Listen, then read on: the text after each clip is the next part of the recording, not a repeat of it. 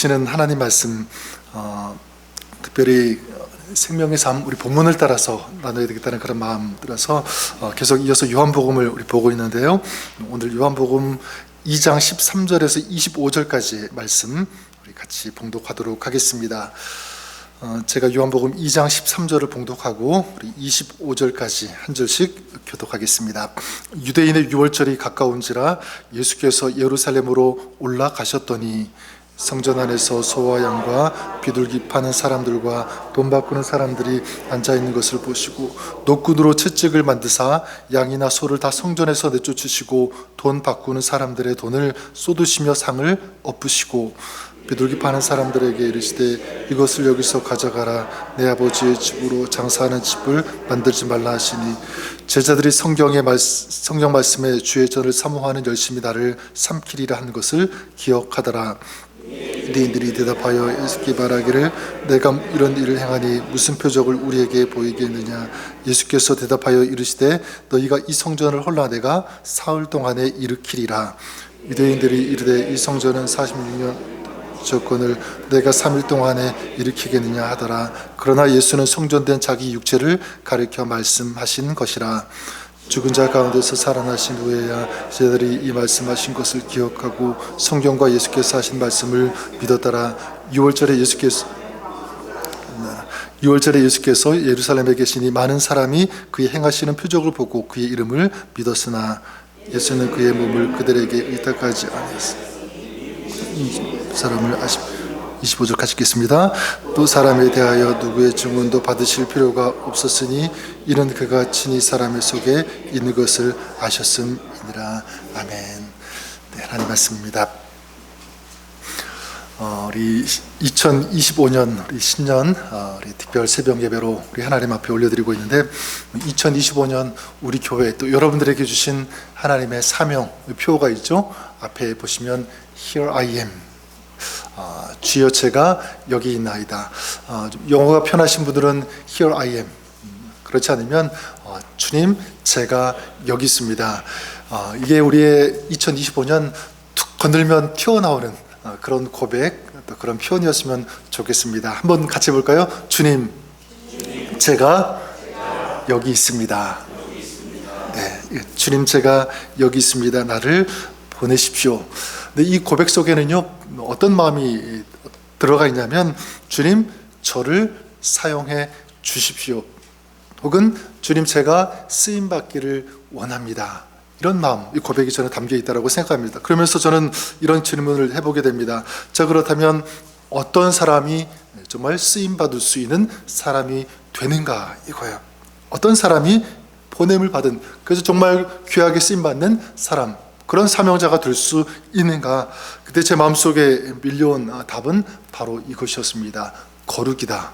거룩한 사람이 쓰임받을 수 있다라는. 그래서 디모데후서 2장 우리가 잘 아는 말씀처럼 쓰임받는 그릇에 대해서 성경은 우리에게 말씀하고 있죠. 쓰임받는 그릇, 어떤 그릇이 주인으로부터 쓰임받는 그릇이 될 수 있는가? 그릇은 굉장히 종류가 많죠. 금그릇, 은그릇, 나무 그릇 여러 가지가 있지만 정말 귀하게 쓰임받을 수 있는 그릇은요 금그릇도 아니고 은그릇도 아니고 나무 그릇 또 토기 그릇 종류와 상관없이 어떤 그릇이 쓰임을 받을 수 있는가? 디모데후서 2장은 우리에게 아주 정확하고 명확하게 우리에게 말씀합니다. 어떤 그릇이냐면 바로 깨끗한 그릇이 쓰임 받는다. 다른 표현으로 하면 거룩한 그릇이야말로 쓰임받을 수 있는 그런 그릇이 된다라고 하는 것.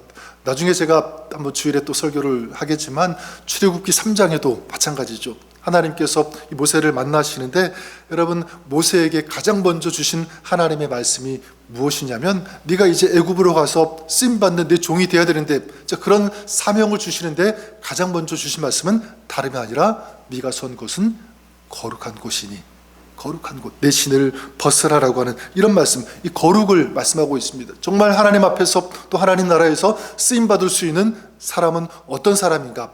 바로 거룩한 사람인 줄 믿습니다. 저 그런 의미에서 여기에 계시는 저 여러분들이 모두가 우리 하나님, 우리 주인으로부터 귀하게 쓰임받는 그런 그릇이 될 수 있기를 주 이름으로 간절히 축원합니다. 우리 교회도 마찬가지, 주님께서 쓰시기에 합당하게 준비가 되어지는 그런 그릇, 그러기 위한 조건이 무엇인가? 바로 깨끗함, 이 거룩인 줄 믿습니다. 그런 맥락에서 오늘 첫 번째 나누고 싶은 것은요, 이 거룩한 성전의 회복, 이 주제로, 이 제목으로 좀 같이 말씀을 나누고 싶은데, 오늘 우리가 읽은 요한복음 2장에 크게 두 가지 이야기가 나오죠. 하나는 어제 우리가 보았던 것처럼 가나의 혼인잔치에서 포도주가 떨어졌을 때 예수님께서 이 물이 포도주가 되게 하시는 이적을 베푸시는 이 사건, 이 이야기가 첫 번째 이야기입니다. 저는 분명히 믿는 것은 물을 포도주로 바꾸신 우리 주님은 우리의 인생도 바꾸실 수 있는 하나님인 줄 믿습니다. 물이 포도주가 되었을 때 그 잔치에 기쁨이 더 충만했던 것처럼, 또 행복했던 것처럼, 여러분의 삶에도, 우리 교회에도 우리 하나님께서 더 큰 기쁨과 더 큰 행복과 더 큰 즐거움을 우리 허락해 주실 것을 믿습니다. 이제 예수님께서 이 가나에서 이 표적을 행하신 다음에 오늘 이어지는 말씀에는 예수님의 첫 번째 이 사역이 소개가 되고 있는데요. 예수님께서 이제 가나의 혼인잔치 후에 가버나움으로 올라가셨고, 그 다음에 예루살렘으로 들어가셨습니다.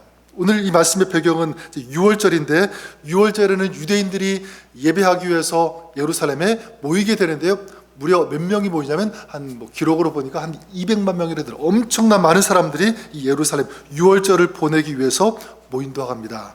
유대인들이 이제 예루살렘에 들어가서 성전에서 흠없고 깨끗한 이 정결한 짐승을 이제 제물을 드리게 되죠. 그런데 먼 지방에서 오는 사람들은 그러한 짐승들을 제물로 데리고 오기가 쉽지가 않았습니다. 그래서 그 불편을 덜어주기 위해서 성전에서 사람들이 이 짐승을 사고 파는 이런 일들이 행해졌고요. 또한 유대 남자들은 이제 만 20세가 되면 성전에 들어갈 때 성전세를 내야 되었습니다. 납부해야 되는데, 로마 화폐를 내려고 하면 그 로마 화폐에는 로마 황제 또 권력자의 그림이 있기 때문에 조금 마음이 찝찝했죠. 로마에게 충성한다는 그런 의미이기 때문에 성전세로 제물로 드리는 것은 좀 이상하게 여겼습니다. 그래서 성전에 들어갈 때 로마의 화폐를 가지고 온 사람들은 이제 이스라엘 화폐, 이 세겔로 바꾸어주는 그런 일들이 이제 그 안에서 벌어지게 되었습니다.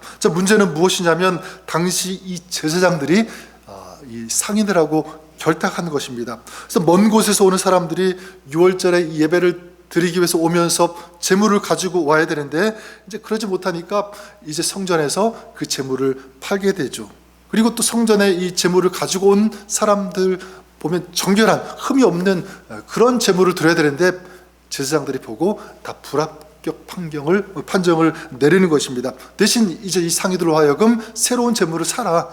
근데 그 짐승을 사게 되는데, 파는데 굉장히 비싼 값으로 어마어마한 그런 가격을 책정을 해가지고 판매하고요. 아주 폭리를 취하는 이런 일들이 어디에서? 성전에서 벌어지고 있었습니다.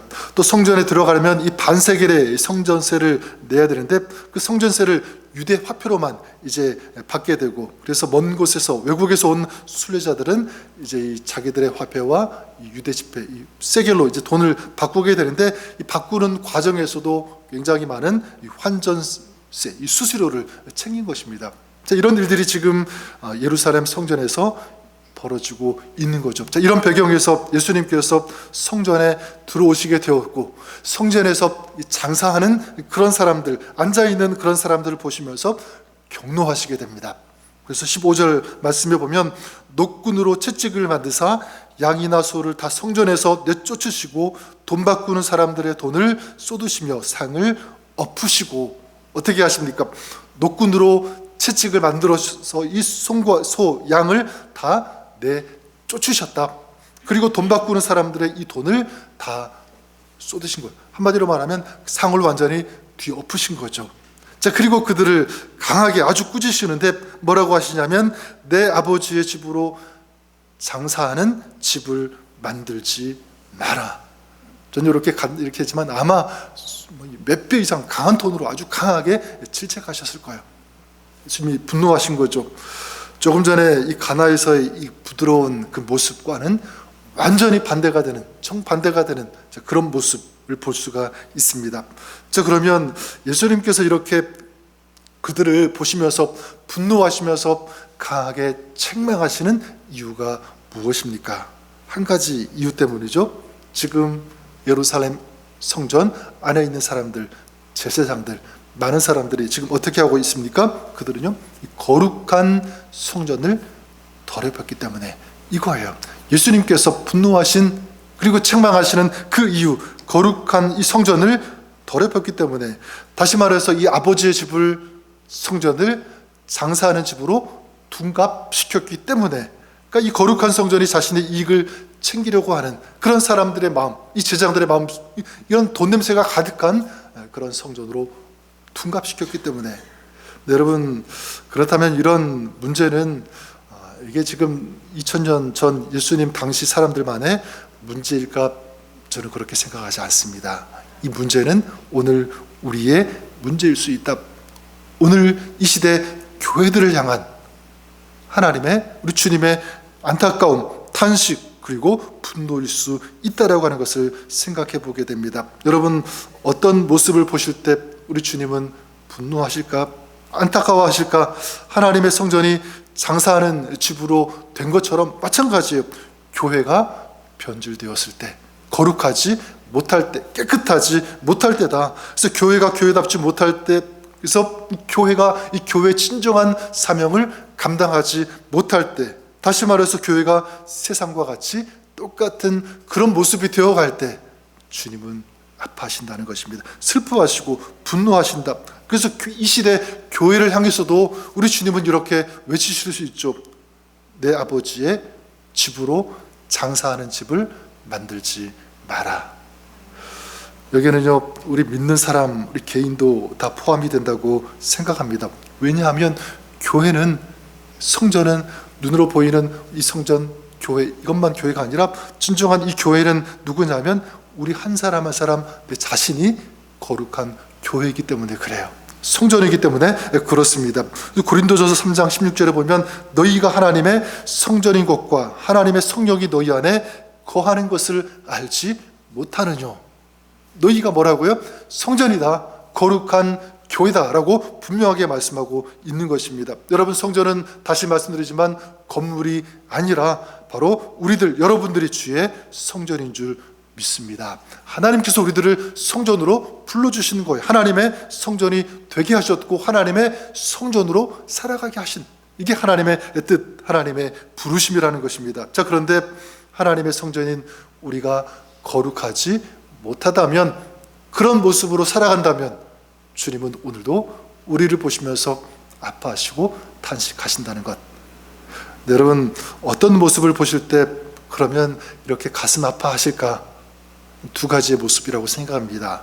첫 번째는 뭐냐면 예배의 삶을 우리가 살지 못한다면, 예배의 삶을 살아야 되는데 그러지 못할 때, 성전은 무엇을 하는 곳이냐면 바로 예배를 드리는 곳인 줄 믿습니다. 저 그렇다면 성전인 우리의 삶도 마찬가지죠. 결국은 어떤 삶이 되어야 되는가라고 할 때 바로 예배하는 삶이 되어야 되는 줄 믿습니다. 여러분, 거룩이라고 하는 이 주제를 가지고 말씀을 나누고 있는데, 그래 여러분, 다른 것 생각할 필요 없이 언제 우리의 거룩이 지켜질 수 있는가, 어떻게 할 때 진정한 이 거룩의 삶을 살 수 있는가, 다른 것 아니죠. 저는 믿는 것은 바로 예배를 통해서인 줄 믿습니다. 예배를 통해서. 저는 그런 의미에서 2025년 새해 저 여러분, 우리의 삶 속에 무엇이 회복되어져야 되는가라고 할 때 바로 예배인 줄 믿습니다. 예배 중심의 삶이 회복되어질 때 그 삶이 어떤 삶이 되는가? 거룩한 삶이 되는 줄 믿습니다. 그래서 티모스 텐슨이라는 분이 이런 얘기를 했어요. 예배가 우리가 행하는 것에 하나가 되었다면 그것은 세속화된 것이다. 좀 어려울 수도 있지만 예배가 우리의 삶 속에 그냥 일부분이라고 생각될 때, 예배 우리 생활 속에 그냥 한 번 그냥 지나가는 드리는 예배다, 그 시간이다라고 생각할 때, 조금 이런 표현이 맞는지는 모르겠지만 예배가 우리 삶의 하나의 그냥 액세서리 정도로만 취급되어질 때, 그렇게 생각한다면 그건 뭐라고 얘기하냐면 세속화된 것이다. 다시 말하면 그건 완전히 거룩을 벗어나는 삶이 된 것이다 라고 하는 것입니다. 여러분, 그렇지 않아요. 예배는 절대로 한 번으로 끝나는 것이 아닙니다. 절대로 액세서리도 아니에요. 우리 생활의 일부분이 아니라 여러분, 예배는 무엇이 되냐면 우리 삶의, 우리 인생의 전부가 되어야 된다고 믿습니다. 힘들지만 어렵지만 그래도 예배가 우리의 삶에 뭐가 되냐면 중심이 되어야 된다. 그래서 여러분이 이 예배가 여러분의 삶의 전부가 되고 또 여러분의 삶의 중심이 이 예배가 될 수 있기를 우리 주님의 이름으로 간절히 축원합니다.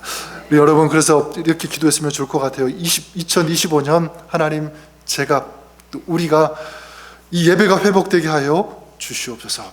이 예배를 통해서 거룩이 회복되어지는 이런 아름다운 영적인 축복, 이 영적인 역사가 우리 안에 또 우리 삶 가운데, 신앙 가운데 일어나게 하여 주시옵소서. 또 한 가지, 이 하나님의 성전인 우리가 거룩하지 못할 때 주님은 아파하시는데 어떤 모습이냐면 바로 기도하지 않을 때, 기도하지 못할 때입니다. 마태복음 21장에 보면 이 비슷한 장면, 예수님께서 성전에서 이 장사하는 사람들, 다시 말해서 성전을 더럽히는, 거룩하지 않게 하는 그런 사람들을 향해서 말씀하시는데 뭐라고 말씀하시냐면 내 집은 기도하는 집이라 하였거늘 너희는 강도의 소굴을 만드는도다, 이렇게 말씀하셨습니다.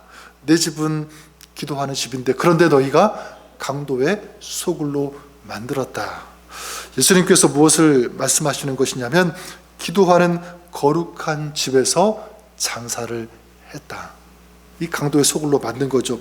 근데 저는 이 말씀을 계속 되뇌이는데 여러분, 근본적인 문제는 무엇일까? 그렇다면 단순히 성전에서 장사하는 것, 이것만이 강도의 소굴로 만드는 것인가? 여러분, 우리가 알다시피 성전에서 장사하거나 그런 일들은 많이 없죠. 속이거나 거짓말하거나 그런 일들 없을 것입니다. 저는 이 말씀을 묵상할 때 저에게 다가오는 주님의 메시지는 이것이었습니다. 근본적인 문제, 바로 기도하는 집에서 만약 기도가 없다면 그것은 강도의 소굴이 될 수 있는 것이다. 저에게는 이 메시지가 이렇게 다가왔습니다. 기도하는 것, 바로 그것이 성전인데 기도가 없으면 강도의 소굴이 될 수 있다. 여러분, 성전인 우리도 마찬가지죠.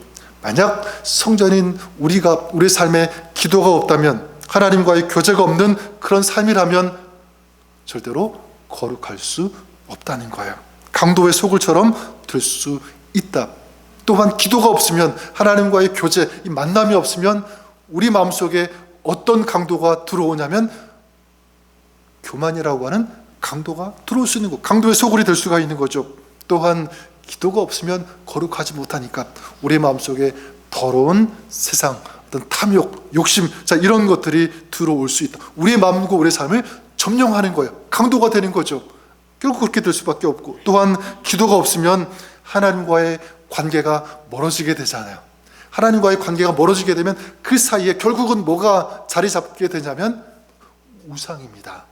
돈의 우상, 물질의 우상, 자랑, 어떤, 그리고 자기가 높아지려고 하는 것, 인정받으려고 하는 것, 어떤 세속화된 그런 우상들이 결국은 우리의 삶의 중심에 자리 잡을 수밖에 없다라고 하는 것.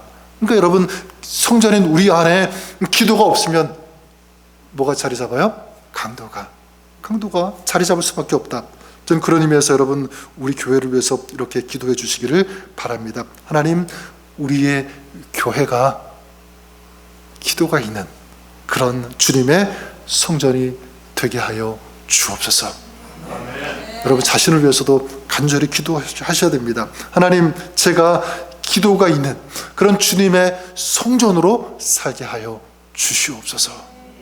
그래서 거룩하게 하여 주옵소서. 이 기도 제목입니다.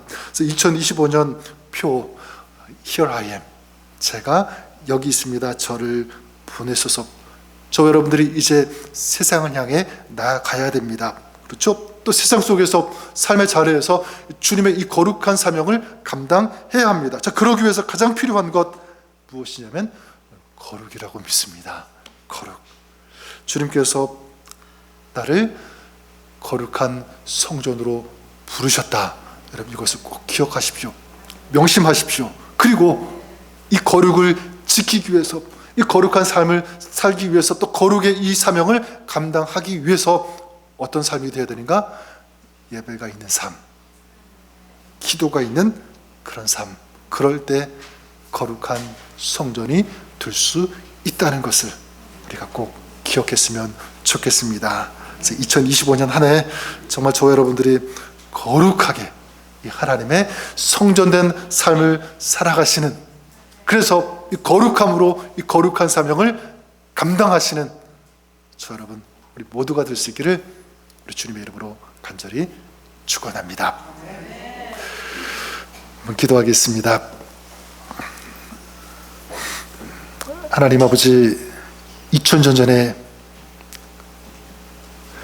거룩한 하나님의 성전을 어지럽히며 더럽히고 강도의 소굴로 만들었던 그 모습을 보시면서 책망하시는, 질책하시는 그 주님의 음성, 그 주님의 마음을 우리가 헤아려 봅니다. 그 주님의 분노하심과 강한 질책과 그 책망은 오늘 이 시대를 향한, 저희들 또 많은 교회들을 향한 주님의 안타까움이요 또 주님의 슬픔이라는 것을 또한 생각해 보게 됩니다.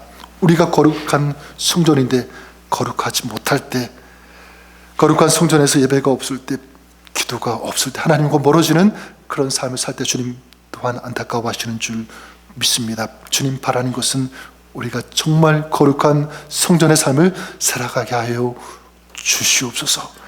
예배로, 기도로, 하나님을 만남으로 이 거룩의 영성을 가지고 이제 세상을 향해 나아갈 수 있는, 주님 제가 여기 있습니다라고 담대하게 외치며 주님의 사명을 감당해 나가는 저희들, 또 우리 교회 모든 지체들 되게 하여 주옵소서.